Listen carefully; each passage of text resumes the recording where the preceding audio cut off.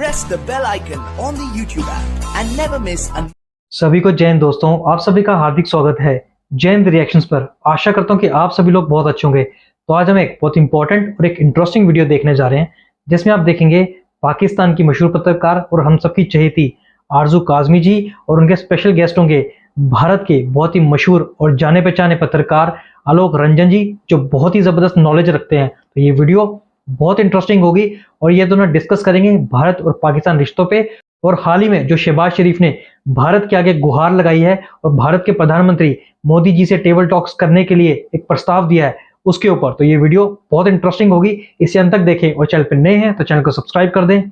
जय हिंद, जय भारत। हमें जी ज्वाइन किया है आपके हमारे जाने पहचाने आलोक राजन ने, बहुत शुक्रिया आलोक, क्या जा पाए, thank you so much. Thank you so much आजू जी इनवाइट करने के लिए मुझे, बहुत शुक्रिया। और आज एक तो बात हम आपसे ये पूछेंगे, जो प्राइम मिनिस्टर शहबाज शरीफ साहब ने जाते जाते 4 दिन पहले, उनकी गवर्नमेंट भी जा रही है, अचानक से उन्होंने ये कह दिया कि जी भारत के साथ बात करना चाहते हैं, भारत के साथ बात होनी चाहिए। उस पर भी हम आपसे पूछेंगे कि आपका क्या ख्याल है कि उन्होंने ये बात एकदम अपने जाने से 2 दिन पहले क्यों की है।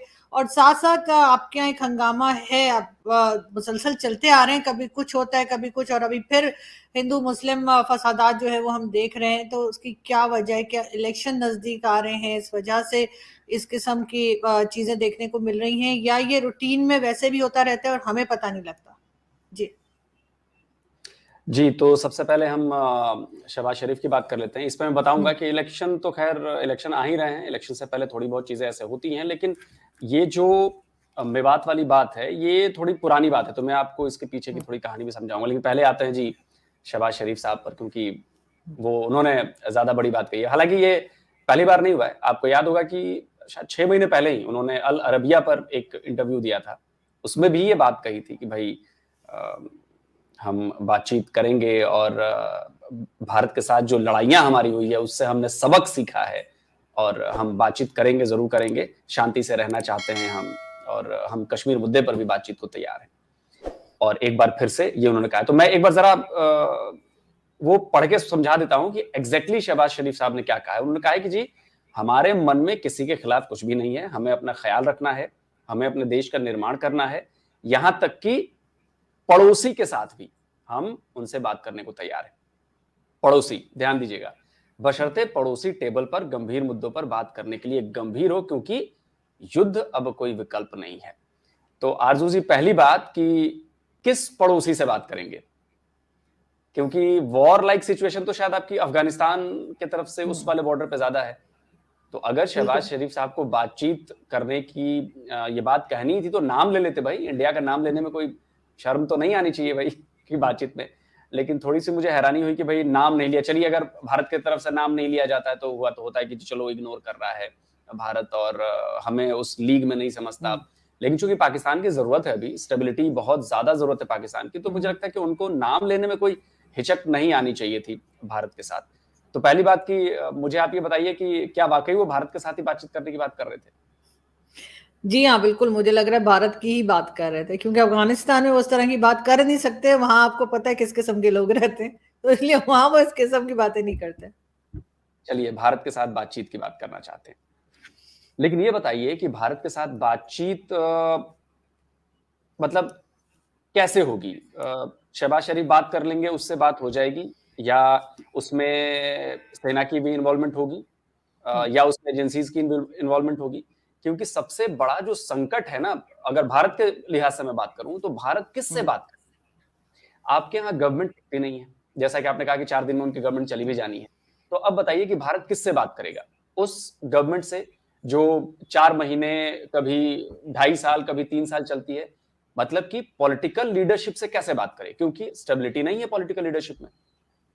अगर हम आते हैं आर्मी से बात करने में, तो आर्मी में भी खींचतान है भाई। जो आपकी पॉलिटिकल लीडरशिप है वो चाहती है, जैसे इमरान खान चाहते थे कि भाई सब कुछ मैं ही करूंगा और सब कुछ ही होगा, उन्होंने एकदम खुला फ्रंट ले लिया जी, आर्मी और ये और वो। तो सबसे बड़ी जो प्रॉब्लम है ना आपके पास, जो आपकी एलीट जो ग्रुप है, जिसका कब्जा है, कि हम बात किससे करें। तो ये क्लियर करना चाहिए पाकिस्तान की तरफ से कि भाई भारत अगर बात करना चाहता है तो किससे बात करे और वो बात क्यों करे। कि क्या वो बात अगर आगे चली, मान लीजिए शहबाज से बात हो जाती है, उनसे बात हो जाती है, तो क्या जो बातचीत हुई है आगे आने वाली लीडरशिप उस पर कायम रहेगी, या ऐसा तो नहीं है कि जो मिलिट्री लीडरशिप है आपकी वो उसको नकार दे, जीरो कर दे, कि नल अवॉइड कर दे कि नहीं भैया आपसे बात हुई है, हमें उससे कोई मतलब नहीं है, कंट्रोल तो जी हमारा है। तो सबसे पहले पाकिस्तान की तरफ से ये क्लियर किया जाए कि ऑथोरिटी किसकी है, तो उस ऑथोरिटी से भारत बात कर सकता है। दूसरी बात आते हैं कि बात क्यों करना चाहते हैं शहबाज शरीफ, ये सवाल भी बड़ा अहम है। देखिए अभी हम सबने देखा कि आईएमएफ से जो पहली किश्त मिलनी थी, शायद $7 बिलियन की टोटल डील थी, उसमें से $3 बिलियन मिले हैं। उस $3 बिलियन के लिए आईएमएफ ने नाको चने चबवा दिए, और अभी अभी उसकी एक और शर्त पूरी हुई है कि भाई 19-20 रुपए पेट्रोल बढ़ गया ना आपके यहाँ कल परसों में। जी हाँ, जी हाँ, 20 तो रुपए। अभी ये है, और ये भी बताया जा रहा है कि अगस्त में एक बार फिर से 12 या 13 रुपए पर लीटर पेट्रोल बढ़ने वाला है फिर से। मैं आपको ये बता रहा हूं, आपको पता ही होगा। अब सवाल ये है कि शहबाज शरीफ बात क्यों करना चाहते हैं? तो जी बात इसलिए करना चाहते हैं कि अब उन्हें ज्यादा मदद की जरूरत है, क्योंकि उन्हें पता है कि खजाने में पैसे नहीं है, और जितने पैसे अभी मिले हैं, चाहे वो चीन की तरफ से मिले $700 मिलियन हो या आईएमएफ की तरफ से मिले $3.2 मिलियन हो, उससे काम चलने वाला नहीं है। उससे आप अपनी इंपोर्ट्स या अपने देश की जो जरूरतें हैं आपकी, वो शायद पहले 4 हफ्ते की थी, अब शायद वो करके आप मान लीजिए कि 8 हफ्ते या 10 हफ्ते या 12 हफ्ते कर सकते हैं आप, लेकिन जरूरत उसके बाद भी पड़ने वाली है। तो ये जो सारी पोस्चरिंग की जा रही है कि जी हम अपने नेबर के साथ पीस चाहते हैं, जी हम बातचीत करने को तैयार हैं, ये सारी पोस्चरिंग इसलिए की जा रही है कि उनको जहां से लोन मिल सकते हैं वहां पे ज्यादा प्रॉब्लम क्रिएट ना हो। क्योंकि ये आरजू जी आप भी जानती हैं और हम भी जानते हैं कि आईएमएफ से अगर पैसे मिले हैं उसके पीछे भी इंडिया है, इंडिया की जो क्या कहें से है, नहीं तो अगर इंडिया चाह दे तो पाकिस्तान को पैसे नहीं मिलेंगे आईएमएफ से या वर्ल्ड बैंक से या एडीबी से, नहीं मिलेंगे, लेकिन डिले करवा सकते हैं, रोक नहीं सकते, डिले करवा सकते हैं। चलिए मान लीजिए डिले ही करवा सकता है, अभी भी डिले हुआ, लेकिन क्या वो डिले भी सहने के लिए आपका देश तैयार है? नहीं है, क्योंकि आपके पास रिजर्व नहीं है, आपको जरूरत है इस वक्त। तो इसलिए ये पोस्चरिंग की जा रही है कि जी हम तो अच्छे संबंध चाहते हैं। देखिए हमने आतंकियों पर कार्रवाई भी की है, हमने साजिद मीर को भी पकड़ा, हमने ये भी किया, हम एफएटीएफ की सारी हमने शर्तें मानी जिसकी वजह से हम ग्रे लिस्ट से बाहर निकल गए, अब हम संबंध अच्छे करने की बात कर रहे हैं। इट मींस कि हम सही ट्रैक पर जा रहे हैं, प्लीज हमारी बात सुनी जाए, हमारी मदद की जाए। तो ये सबसे बड़ी वजह है शहबाज शरीफ साहब के बातचीत का न्योता 6 महीने में दोबारा देने के लिए कि जी पैसे चाहिए। लेकिन आलोक जी एक बात और है, ये कब तक ऐसे लड़ के या एक दूसरे के साथ कोल्ड शोल्डर देकर एक साथ रहा जा सकता है? क्योंकि साथ तो हम हैं, ये तो नहीं हो सकता कि पाकिस्तान या भारत उठा के जमीन कहीं और ले जाएं। तो क्यों ना हम, जैसे कहा जा रहा है शहबाज शरीफ साहब की तरफ से, बातचीत की जाए। खैर वो नहीं होंगे, कोई और लीडर आ गया होगा उनकी सीट पे, लेकिन कोई तो होगा।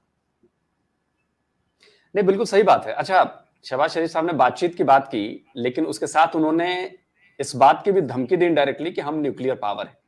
शहबाज शरीफ साहब ने कहा कि अगर कोई मान लीजिए न्यूक्लियर एक्सप्लोजन हो जाता है या न्यूक्लियर कुछ हो जाता है, तो ये बताने के लिए जिंदा कौन रहेगा कि हुआ क्या था, इसलिए युद्ध कोई विकल्प नहीं है।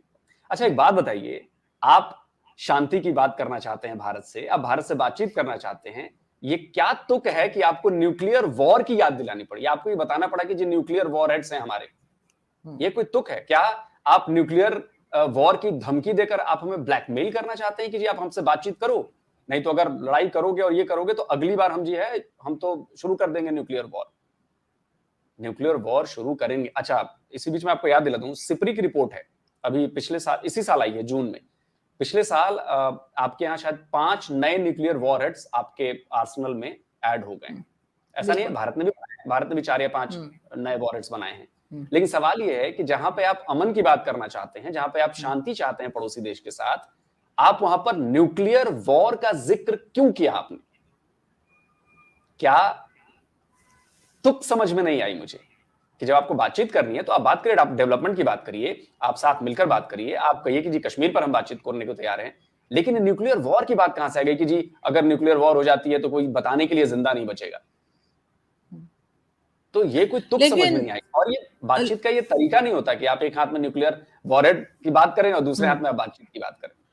लेकिन पाकिस्तान के तो ये पहले मिनिस्टर नहीं है या पहले पॉलिटिशियन नहीं है जिन्होंने इस किस्म की बात की है। इससे पहले आप जानते हैं शेख रशीद और हर कोई हमारे जो भी उठा लें, चाहे ख्वाजा आसिफ को ले लीजिए, किसी को भी, सब यही बात किया करते हैं। हर एक ये जरूर याद दिलाता है जैसे दुनिया भूल गई है कि हमारे पास भी न्यूक्लियर एसेट्स हैं। तो दोस्तों आशा करता हूँ कि वीडियो आपको बहुत पसंद आई होगी और इस वीडियो को आपने अंत तक देखा होगा। और जैसे कि आपने देखा कि आरजू काज़मी जी और आलोक रंजन जी के बीच में बहुत ही ज़बरदस्त कॉन्वर्सेशन हुई। तो सबसे पहले हम बात करेंगे शहबाज शरीफ की। तो शहबाज शरीफ का हाल भी इमरान खान की तरह है। इमरान खान भी यही कहता था कि मोदी जी को मैं फ़ोन करता हूँ और वो मेरा फ़ोन नहीं उठाते। और जो अब शहबाज शरीफ है वो भी बेचारा यही कहता फिर रहा है कि मैं भारत से बात करना चाहता हूँ, मोदी जी को फ़ोन करता हूँ और वो फ़ोन नहीं उठाते। तो भाई साहब, फ़ोन बराबर वालों का उठाया जाता है। हैसियत तो अपनी बना लो पहले की, ताकि तुमसे भारत बात करे।